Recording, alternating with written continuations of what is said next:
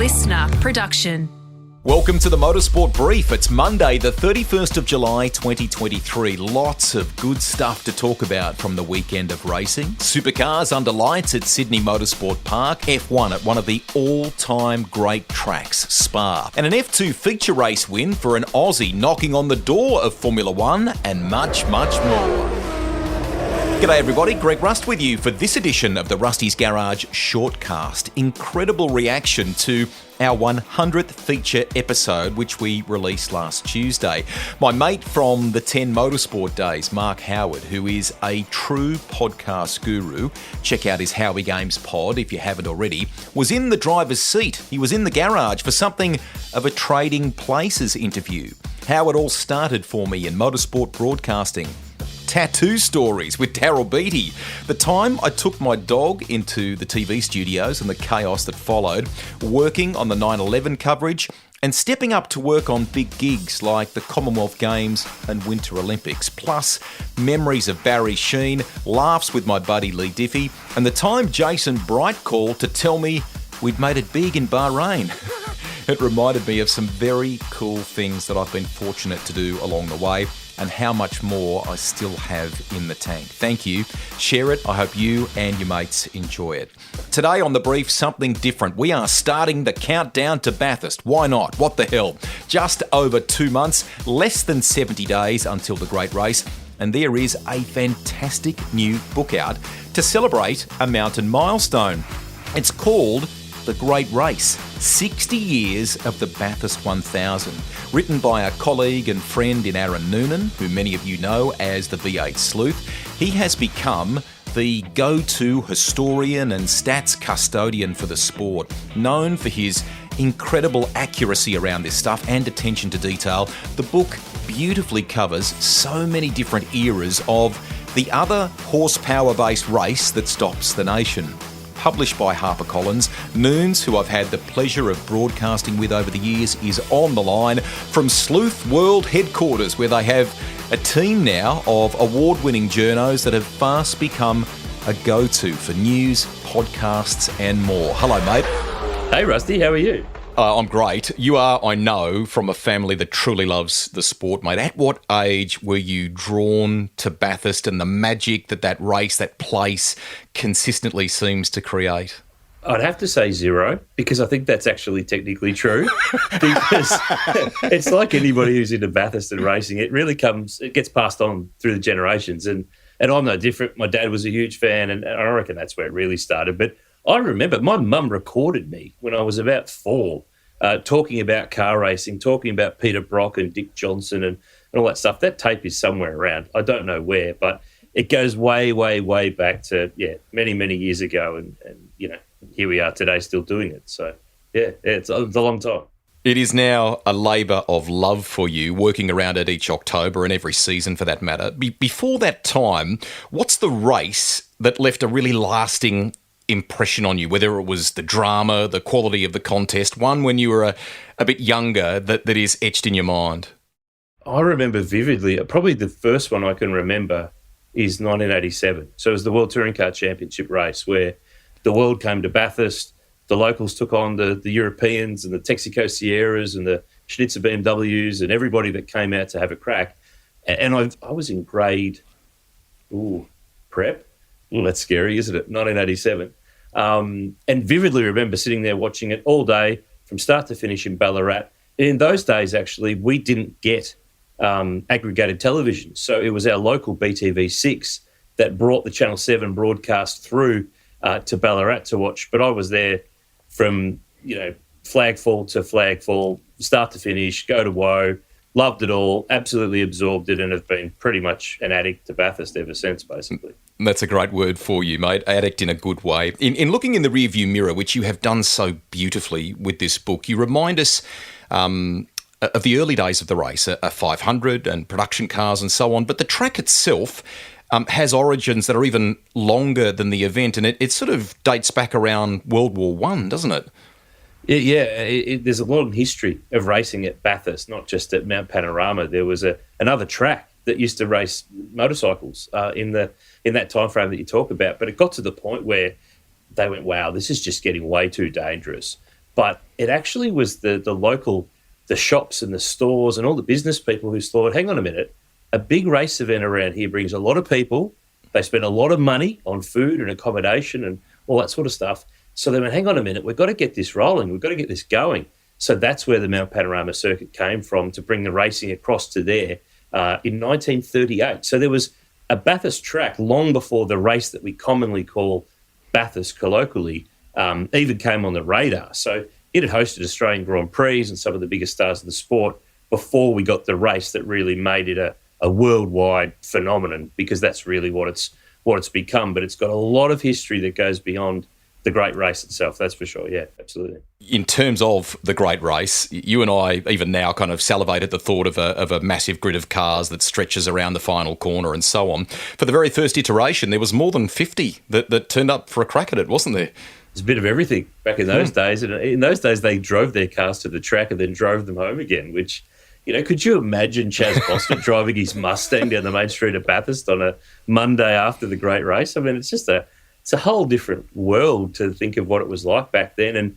And even the TV broadcast, it wasn't on air all day. They'd come and go from the race, and I think they had 4 cameras to cover the whole action. So, it's amazing to think, isn't it, how it's the same thing. And it's at its core, there's some elements that have stayed the same, but everything changes. It's kind of like when you look at something over time from 1963 to 2023, what's the same and what's different? Well, pretty much everything's different, but underneath the bones, the foundations are definitely there. But those supercars of today go a little bit quicker than the Cortinas that used to bang around the mountain in, 63 with Bob Jane and Harry Firth and those guys. If they were hitting 200 Ks down Conrod Straight, they were flying. But these days it's, 300. So they'd probably be lapped within about 3 laps this year. So, yeah, it's changed. We won't do chapter and verse here because we actually want people to have a read of the book. It is not just the place, as you know. It's in looking back at it, it's the heroes, the heroics, the characters, the villains that over time have helped to make this, haven't they? Yeah, and I was trying to capture, when you do something like this, a book like this, it's such a broad topic. You can't cover every element. And I was trying to figure as I was going, and we get asked it a lot, and you do too, how do you sum up Bathurst? Why is it special? And I think I've done something like 80-odd thousand words, and I'm still searching for the answer, because it's kind of one of those elements. It's different to everybody, but I think it was just the right thing at the right time, in the right place.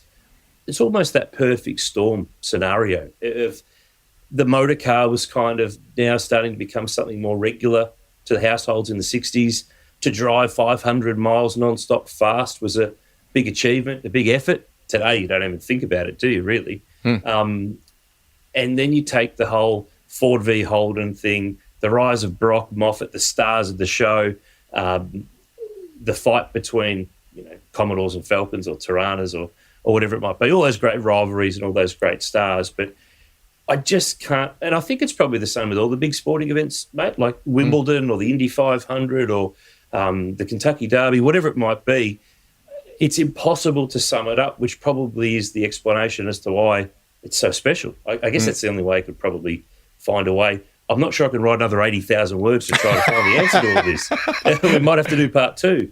I disagree. I reckon you could. There's things in here that people may not know about at all or know the full extent of. So without delving into all of them, what about an against all odds Bathurst yarn? Because there have been a few over time, and they tend to captivate us, particularly the casual viewer that may not follow the whole series. Yeah, they get a bit of sauce added to them over the years, don't they? It's kind of like the player in the grand final who, I had 7 busted ribs and I managed to play through and kick 6 goals, and you look back and you go, had 3 kicks, 2 handballs, maybe a point. It has sauce put on it over the time, but probably the one for me, and I was there. I mean, this year's the 30th anniversary when I first went. So I've sort of been around and connected to the race for half its history, either as a fan or as a PR manager for a team or a broadcaster with TV or whatever I've been doing. So I was there. I first went in 93, so that's 30 years ago this year. My dad had gone on a bus trip from Ballarat the year before.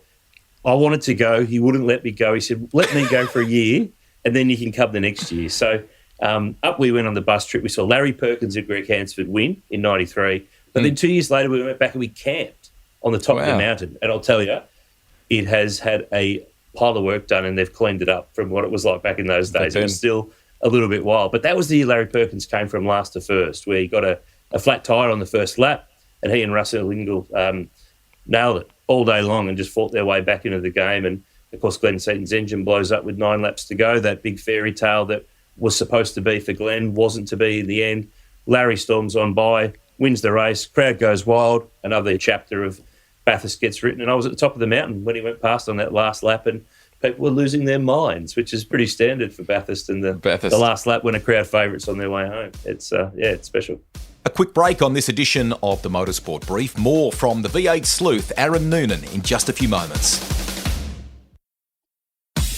You're listening to the Rusty's Garage Motorsport Brief. News from Supercars at Sydney Motorsport Park, F1 at Spa and more coming up. But first, the convo continues with Noons around the Bathurst book that he's penned. The great race, 60 years of the Bathurst 1000.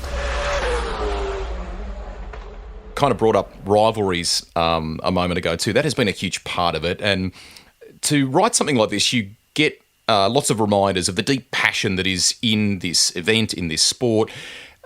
Yes, the AFL and the NRL have had some iconic grand finals over the years, but there is this sort of tribalism that is a part of this event. When you look back on it, when do you reckon it was at its zenith, and how big a thing is it now?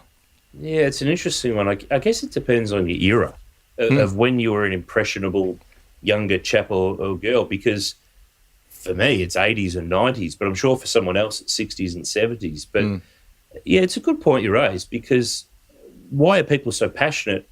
And I cover this a little bit in the book, because there's a side to pick.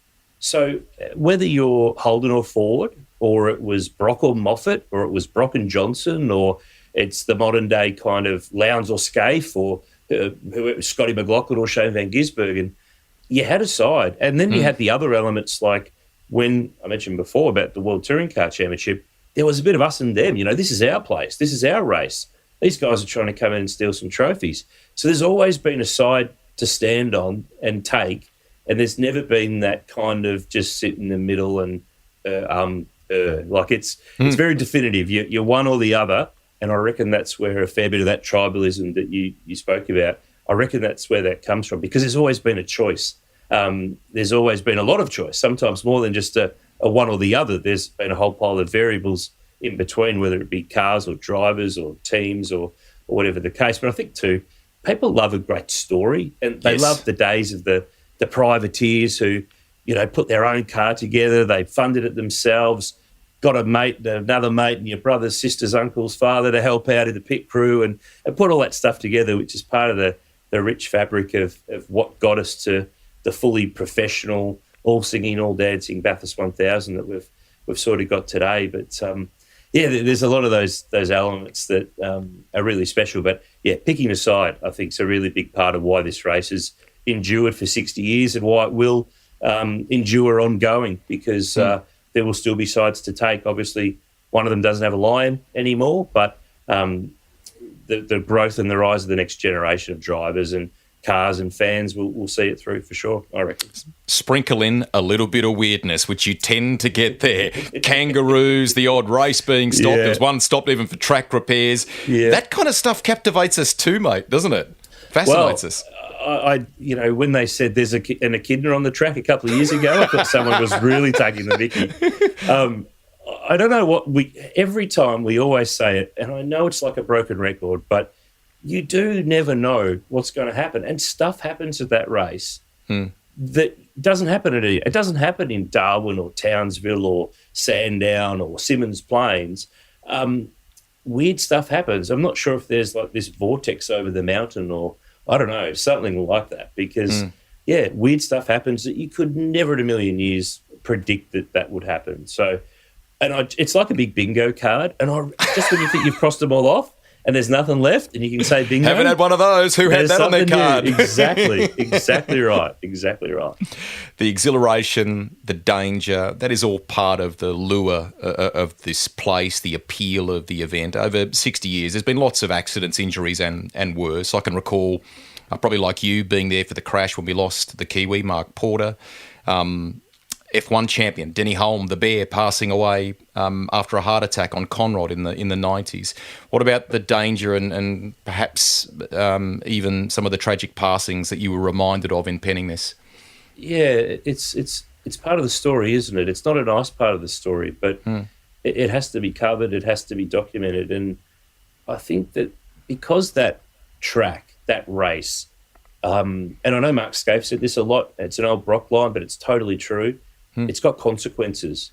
So if something's dangerous, whether it's people climbing mountains or jumping out of planes or riding superbikes or whatever it might be that is, to you and I, crazy, as long as there's those sorts of things that are there to be done, these sorts of things can happen. So, yeah, it is a part of the story. Thankfully, it's less a part of the story in the modern sport, but obviously the cars are going faster, but the safety has stepped up along with it, and the track has too. There's a lot of things. You look at the old 60s and 70s, and there's drops straight off the edge. No fence, no nothing. Like you roll down there, you kept going. They'd have to send a search party to go and find you. But it's sort of one of those things. And you said about Mark Porter. I was there that year. You were working the TV team that weekend. And there's sort of also a personal link. You know, I remember in 94, Don Watson, who was a Bacchus Marsh transport operator. He was a privateer. He drove a car that Larry Perkins' team built and prepared and actually ran for him. And he had an issue with that car, crashed at the chase, and unfortunately was killed. And as a kid in year 7, I didn't realise at the time. Yeah, really confronting because you love the sport and you love all the great stuff, but you never really stop and think about the bad stuff. And that does and can happen. And I didn't even know at the time, but I actually went to high school with his sons. I didn't know because I was new to secondary school that year, and they were from Bacchus Marsh and have met Lyndon and Jolie's sons in subsequent years through racing. And Lyndon, one of his sons, is actually married. His wife is Todd Kelly's sister-in-law. So it's just amazing how all these things all click together. But it is a reminder that it is a small world, but stuff like this can and does happen. So hopefully, fingers crossed, that's not a chapter that we ever add to in the future. We won't get into eras. I mean, you touched on it before, from Group C to Turbo, and then what we have now in Supercars. I reckon that's for the book for people to enjoy. A couple to finish here, mate.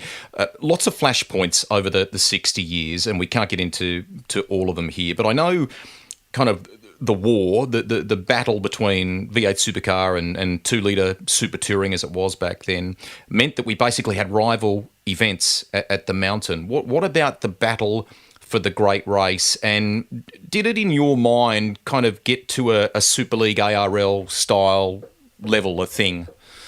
Yeah, it's an interesting one. I don't think it quite did. It had the potential to, but it happened at virtually the same time Super League was going on with rugby league. So there was basically, for those who might not have followed it or might not know, at the time Channel 7 covered it, the Australian Racing Drivers Club ran it, but the teams of the V8 touring cars all said, well, hang on a minute, we're paying the race. Of course, Tony Cochran got involved too. Long and short of it, we ended up with 2 Bathursts 2 weeks apart in 1997, just as there was an ARL and a Super League. So they kind of put the fans in a position to take your pick. You had the traditional date, 2-litre Super Touring cars on Channel 7 with the traditional promoter, or all the cars and stars that you saw the previous year, 2 weeks later on Channel 10, V8s, Commodores and Falcons.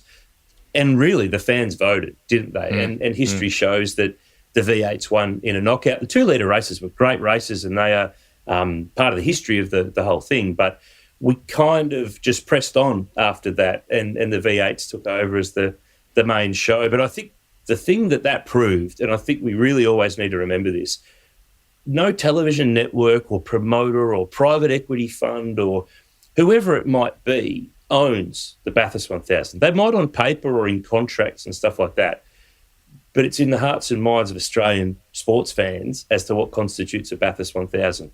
If you go and get the mix wrong and it's not smelling and looking and feeling like what the fans deem the Bathurst 1000, it's not going to be the Bathurst 1000. So I think that's a really important thing moving forward, that you got to learn from history. You can't repeat the mistakes of what's happened before. But yeah, cricket had World Series cricket, Super League, Rugby League. This was our little flashpoint that thankfully was a bit of a bushfire there for a couple of years, and then we've raged on for the last 25 years and pressed on. And but it's an important part of the race, and we've delved into that a little bit in the book as well. So it's not something we want to have happen again now. Let's just keep it to one. I used to think it was great. It was like Christmas. You have two Bathursts 2 weeks in a row, but of course it's not how it should be, and one is far better. Beautifully said. Before you go, you are the oracle around the numbers in this game, and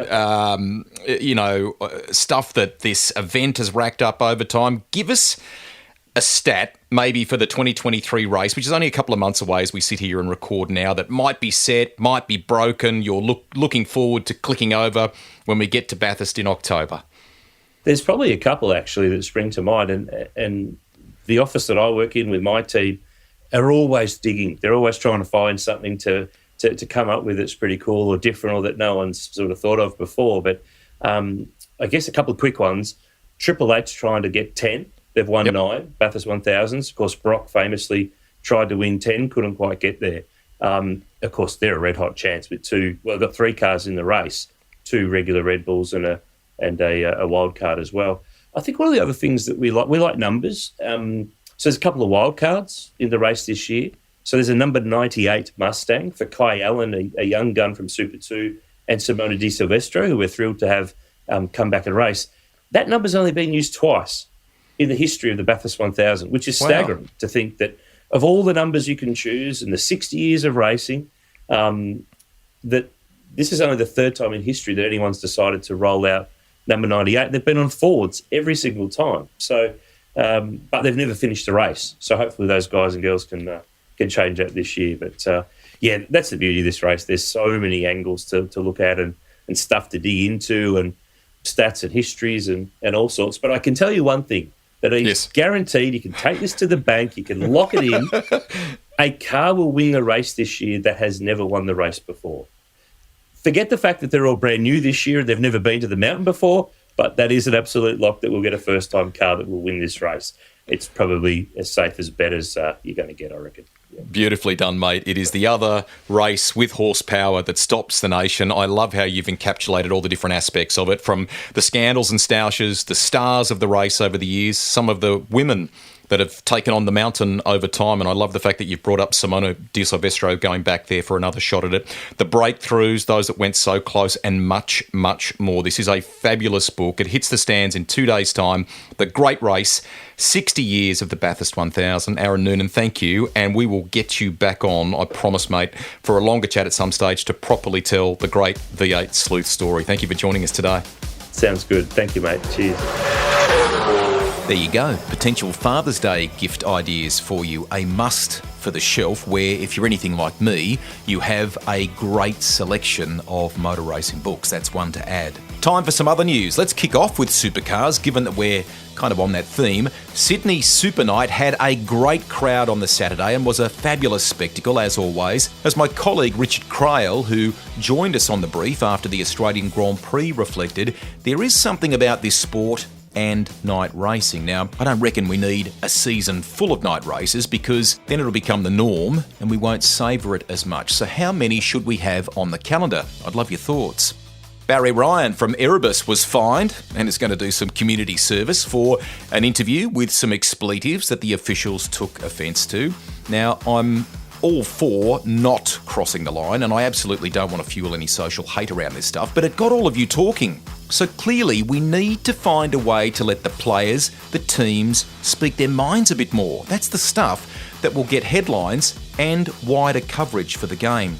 Shane van Gisbergen has been on the shortcast a few times this year. He confirmed in the post-race presser at Sydney Motorsport Park after that win in the Sunday Sprint, where he moved to 3rd in the championship points, that he does want to have a serious crack at NASCAR. Now, it might be a gradual integration around racing here. He still has a contract through to the end of 2024. He doesn't want to leave Red Bull Ampol Racing in the lurch, even though Jamie Whincup has said he won't stand in his way if Shane wants an early exit. So here's what SVG had to say in that presser.